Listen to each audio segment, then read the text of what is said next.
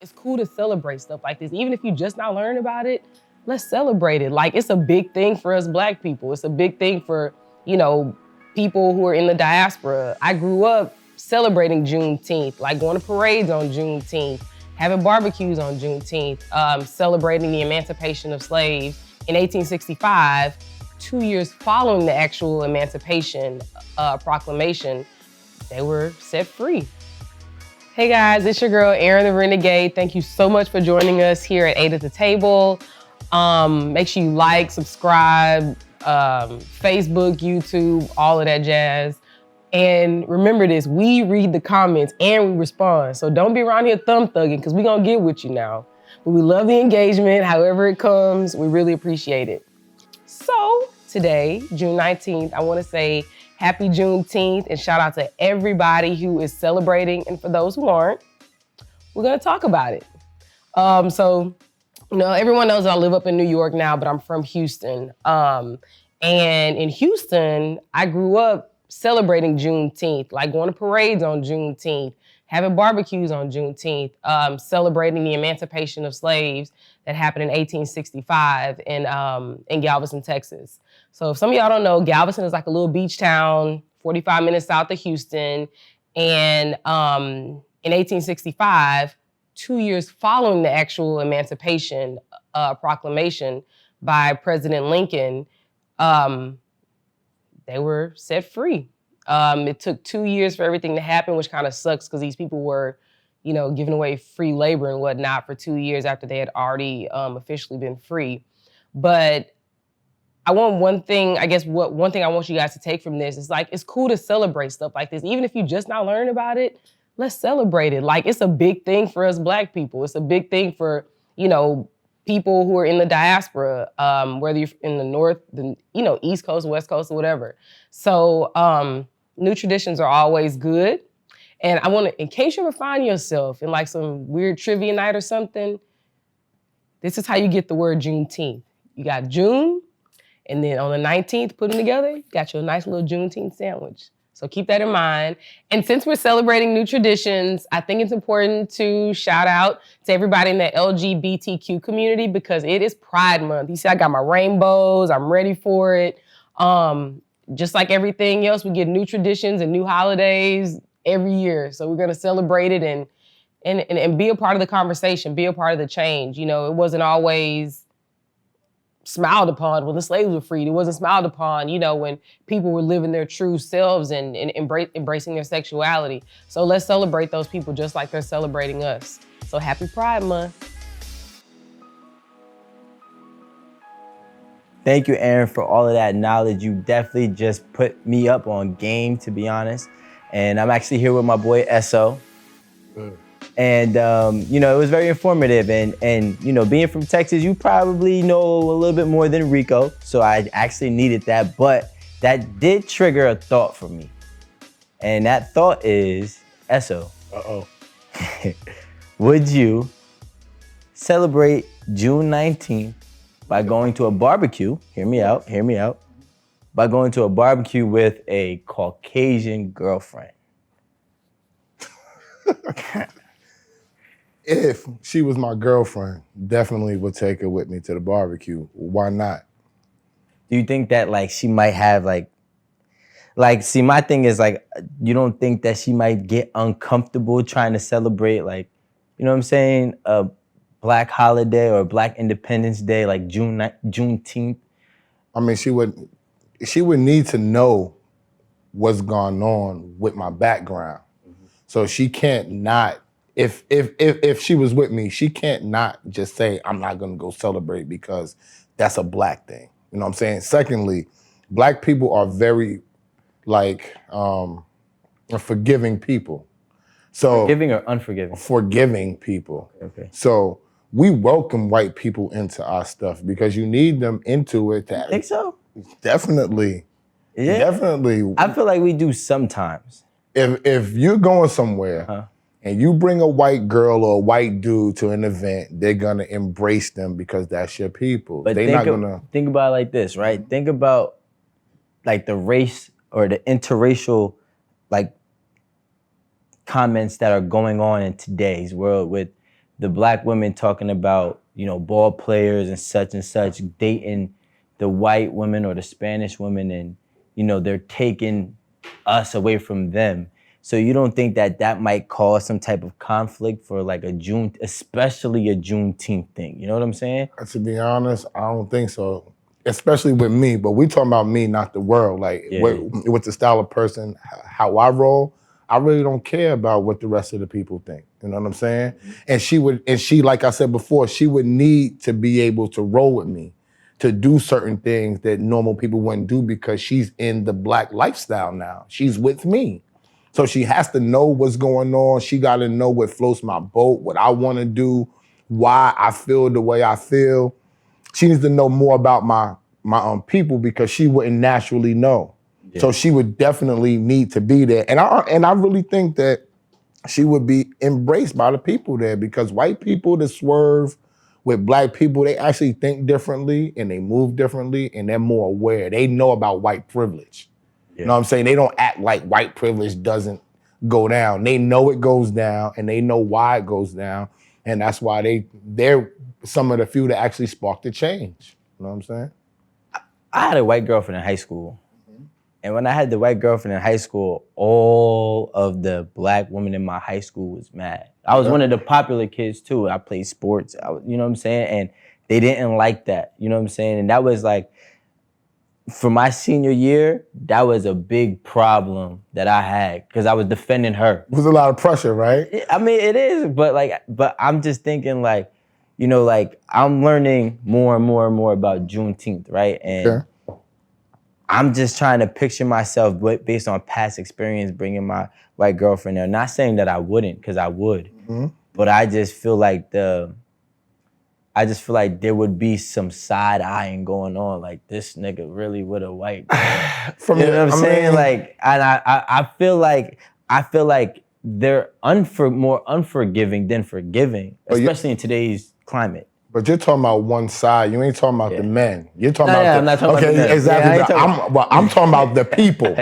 You feel what I'm saying? Yeah. So I'll take the men and say that the men are gonna be cool with it. Of course. There you go. And then, look, and then you got some of the women that are cool with it. So you put the men with some of the women, you got majority.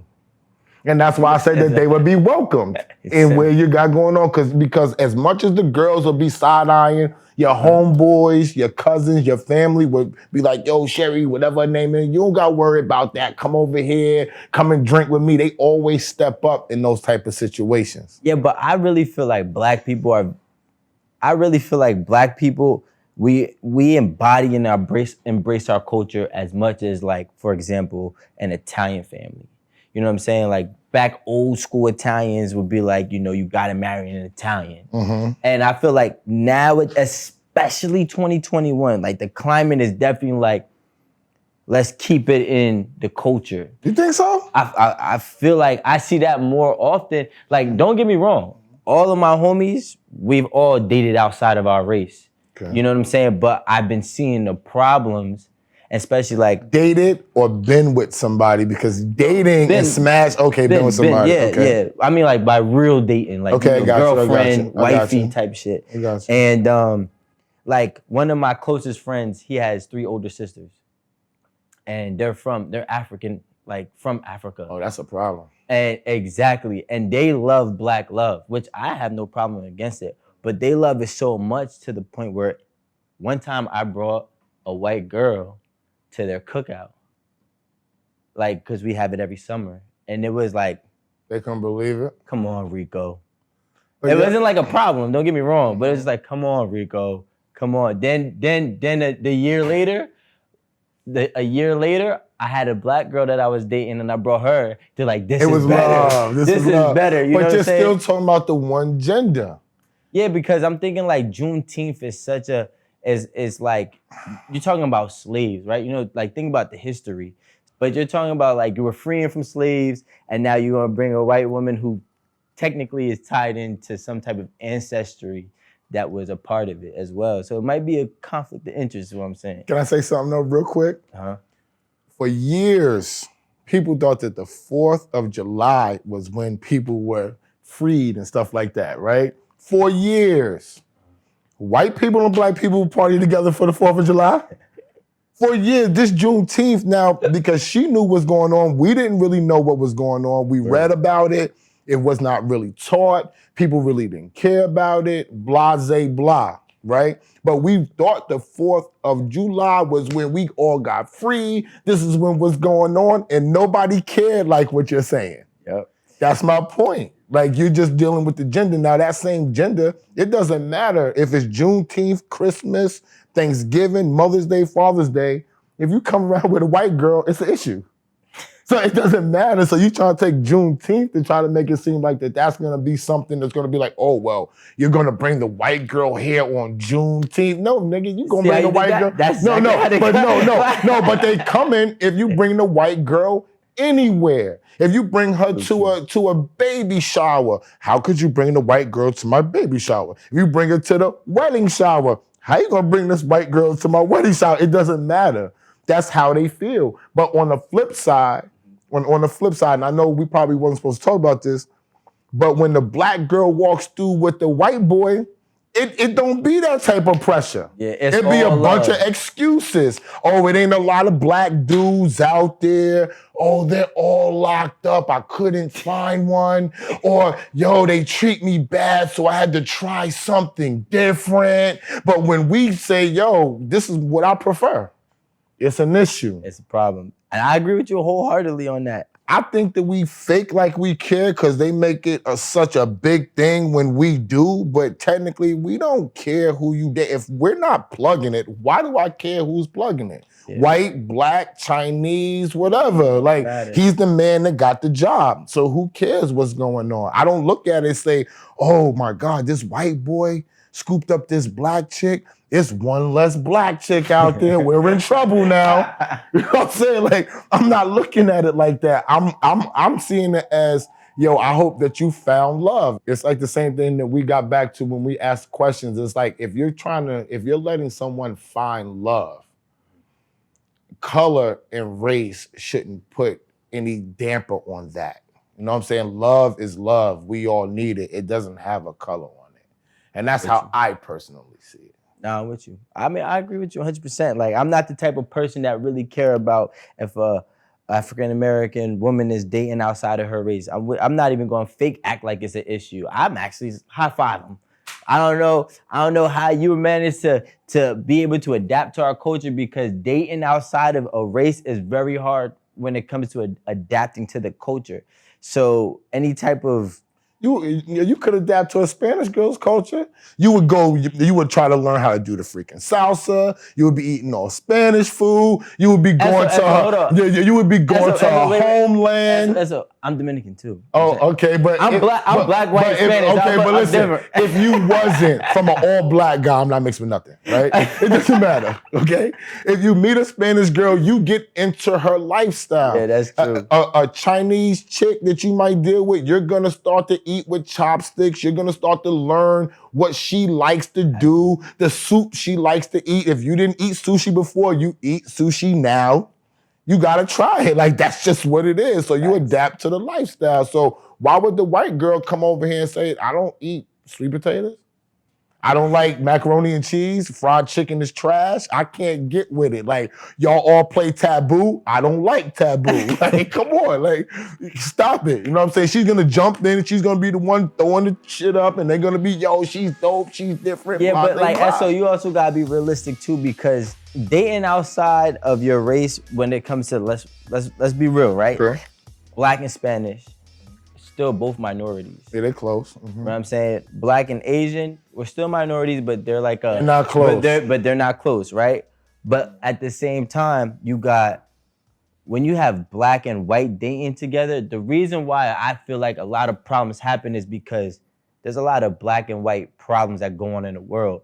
And I've been in that position where you got a white cop doing something to a black male or female, and then my white girlfriend is like, yeah, but why is he acting like that towards the officer? And I'm like, it does not matter how he's really acting towards the officer. So then you start to have a cultural difference right then and there. I feel like those cultural pressures that happen in the media, it does play a big part when it comes to adapting to each other's culture when it comes to black and white.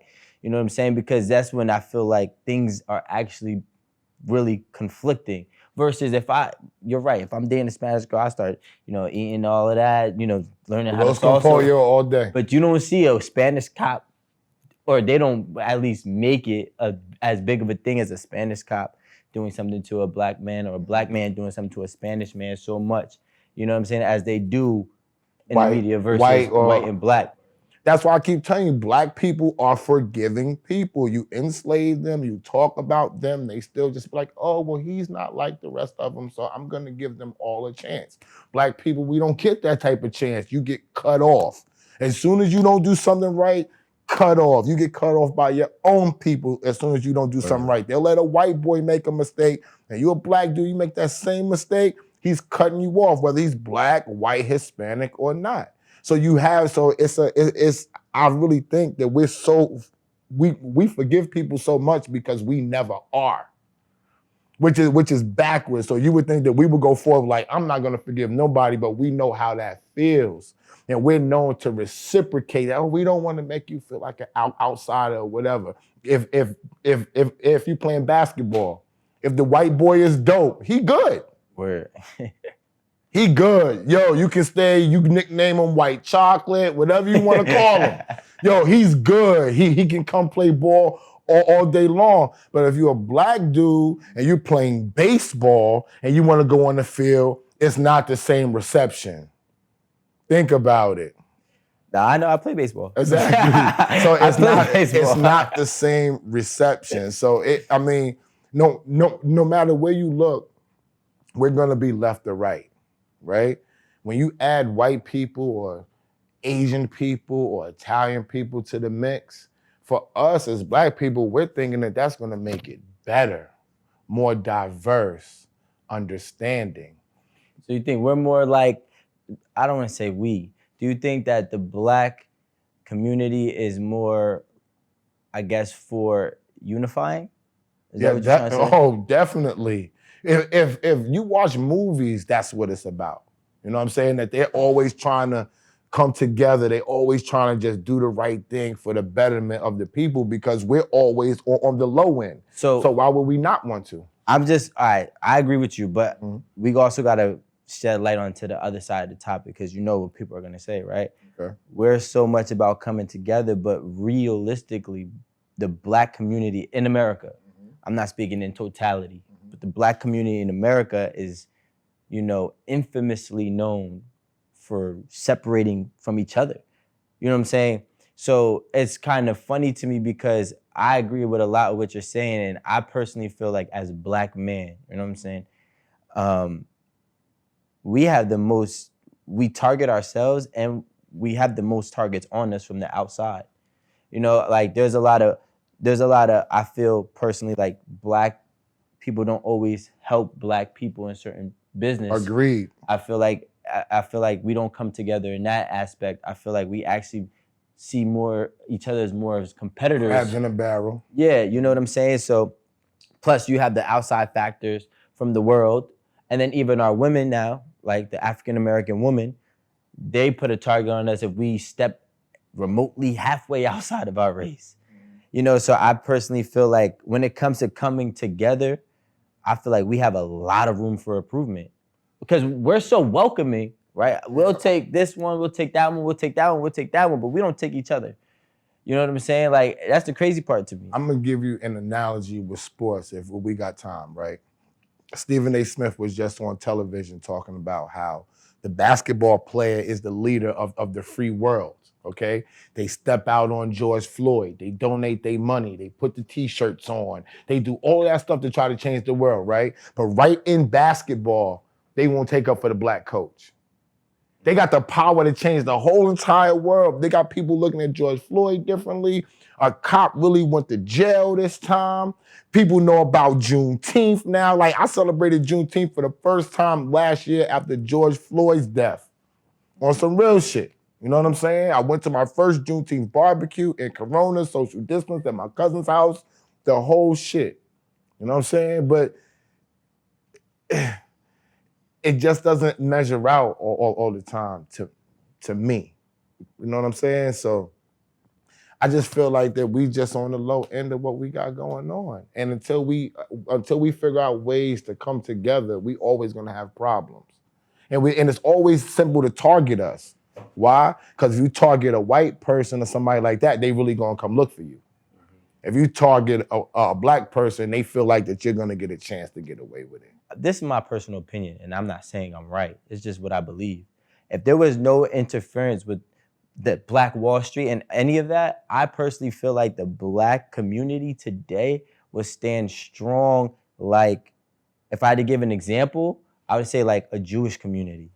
And I believe that we would have that type of power. We would have that type of, infrastructure, foundation. We will also have that leverage with capital and finances and real estate. And I feel like we would be teaching each other and our offspring, how to stay in this light. I feel like once it got broken down, and I'm gonna go a little bit left, but I feel like once it got broken down and it was stripped from us, we had to start back at zero, right? And it was not only stripped from us, but it was kept from us. So it got exhausting because you build and it was taken. You build and it was taken. You build and it was taken. So then we started doing other things that put us in position. We started doing other things. It gets so deep, but you don't think that the Jews was broken down? They were broken down and they built themselves up. Yeah, but they were also, after they were broken down, they were also helped back up. The Black community has been broken down since that time and was never helped back up. I got you, because even when people come over here from different countries, they give them money to start businesses, to do things. The Black people never got that. They never got their mule, they never got their land, they never got nothing. So I understand that, I totally feel you. But with the Jewish community, who I say that they're as closest to us because of the, they've been burnt, they've been killed, they've been slaughtered, right? But they always found a way to stick together. You ain't coming between no Jewish people at all, not for anything. They're sending their kids to the school, even when Corona mandates is going on. No, you can't have church. They doing it on the street. They fighting the police. They bailing each other out. So I'm telling you, it's a mind state. Follow me for a second. Okay. Answer this, right? We're talking about what if Black people were never interrupted, right? By never interrupted, I mean there was no civil rights movement. Like once Juneteenth happened, we were allowed to do what we wanted to do. We could have built, we had doctors, we had our own lawyers, we had our own schools, we had our own funding, and we were never interrupted. The things that we built was never destroyed. There was never that target on our back to keep us down. Where do you think we would be as a culture? I think we would be financially dominant. I think that the finances is what actually keeps us from being where we need to be. Because right now, if there was nobody around to stop us from building, to stop the Black Wall Street and all the rest of that, we would have had a chance to pass down the financial knowledge. There wouldn't have been as much racism around, because we would have been cool with you saying you can have what you have and we have what we have. And if you want to coexist, cool, but we don't need each other. We will coexist because we want each other. And then if you take it further, Black people has been dominant from really being the ones that invent lights and all different types of stuff for nursing and caring and all these different type of stories that they tell you now, that the Black person was behind the guy and this white man took the credit for it. So if you add financial literacy and dominance with money, there's no way, shape, or form that we wouldn't be at the top of the food chain. I mean, I think you have a very solid point. I want to actually get somebody else's opinion too on this conversation, because I think we're having I just want to hear it from an actual woman standpoint. You know what I'm saying? Yeah, we too, man. Let's bring in a woman. Of course. So, Amanda, where you at? I'm right here. Hey, I see you. Look at the What's fit. up, y'all? What's up? What's up? What's up? What up, my melanin queen? Yes. Juneteenth. Yes. So right now What are we talking about? What are we talking about? All right, cool. So we're talking realistically about race and everything, like in totality with race, stemming from Juneteenth, right? Which, is the day that we were essentially freed from slavery. Now, let's bring it back. So I actually want to have a personal question for you. Not a personal question, but a question that we already discussed. But now that we have a woman here, I think it would be great to hear My opinion. a Black woman's opinion or African American woman's opinion. If we were celebrating Juneteenth, right, at some event, and you seen somebody that you know, maybe you're close to him, brings in a white girl to the Juneteenth barbecue, you know, obviously she's most likely the only white girl there.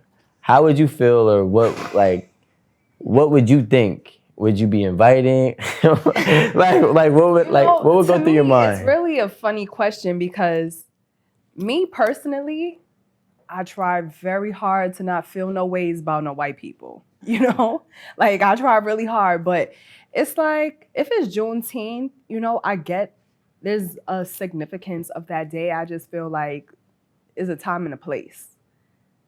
But if I that's feel his like- woman, like if that's his woman, Is he that can't your bring his woman. or is that somebody you dating right now You that can't you bring feel your- like you just got to bring along?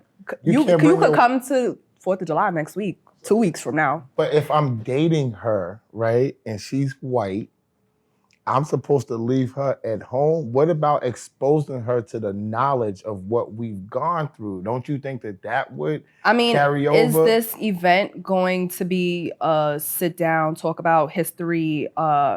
Is she going to be gaining any knowledge at this event? Or is it just like Black friends and family just coming together, just having a good time in celebration? Because 4th of July, we don't sit around talking about shit. Like, But that's my point. But the 4th of July, we thought was when we was free too, but you was still partying with white people wherever they wanted. And secondly, don't you think that the barbecue might spur on a conversation with her and her counterpart maybe later and say, yo, what is this that y'all are celebrating? I get Juneteenth now. I see how y'all come together. Babe, let me explore this a little bit more. Maybe we should throw the Juneteenth celebration and I should invite some of my white family to expose them to what's going on. Okay, What hold about on. that? I feel like in my head, I figured out where my issue lies. Okay, go ahead. So, because I feel like in New York, Juneteenth has always been a thing, like nationally, but in New York, we really started to acknowledge it and celebrate it. Yes, I yeah, feel we like we need some time. Like, can we get some time to ourselves first before, like, you know, we start, you know, winding it up? Like, and I'm just being for real.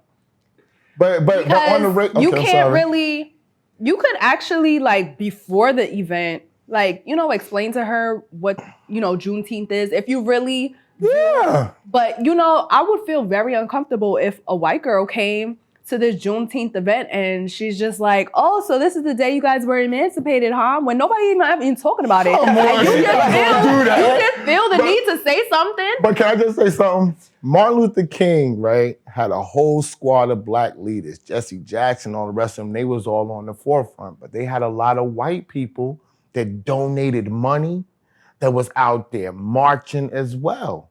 And those people understood the plight of the Black person and they would be welcomed in the Juneteenth celebration because they're donating more money than the Black people. So that's why we gotta pay attention to, because if we have white people that are actually on the side that we're on, we would need to embrace them for us to get forward. If we keep doing like this to the ones that wanna rock with us, we still gonna be in the same place in my mind.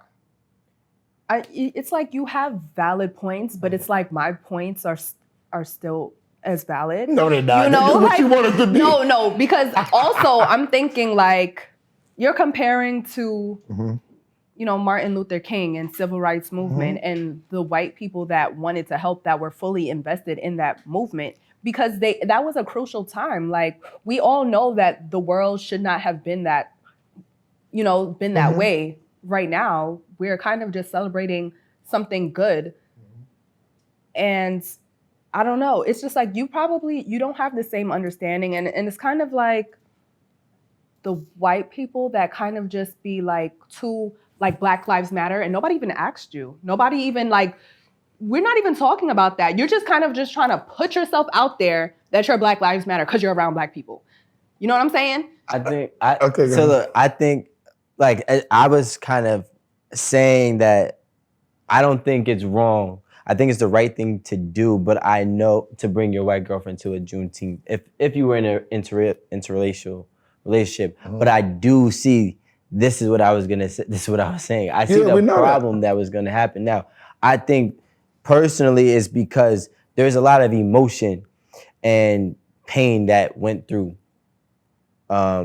the time of being enslaved and being freed, and even after that, you feel But me? I'm saying 365 days, this one day is gonna make a bigger difference. It's not about. But it's one day. Yeah, I don't even think. I don't even think it's that it's the one day. I just think that right now I feel like there's finally a breakthrough, right? Not entirely, but there's finally a breakthrough where certain things are getting recognized, certain things are getting celebrated, and kind of like how Amanda said, like it's just need some time.